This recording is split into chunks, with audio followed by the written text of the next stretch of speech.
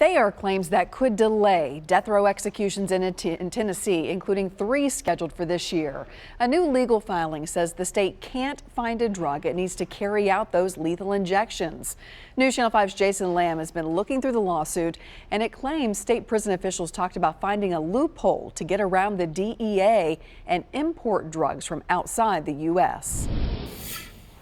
The lawsuit claims Tennessee no longer has a supply of the drug vecuronium, one of 3 used in lethal injections in Tennessee.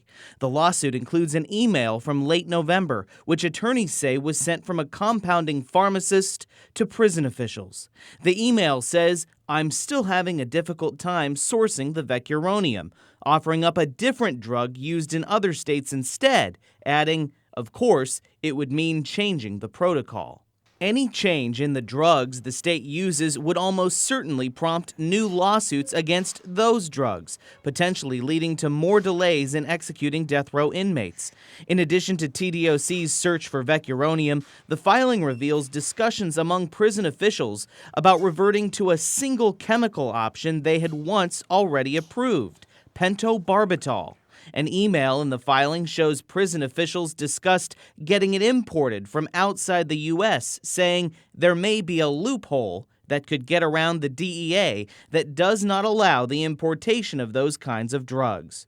But if the state doesn't have enough lethal injection drugs, could the state use the electric chair instead?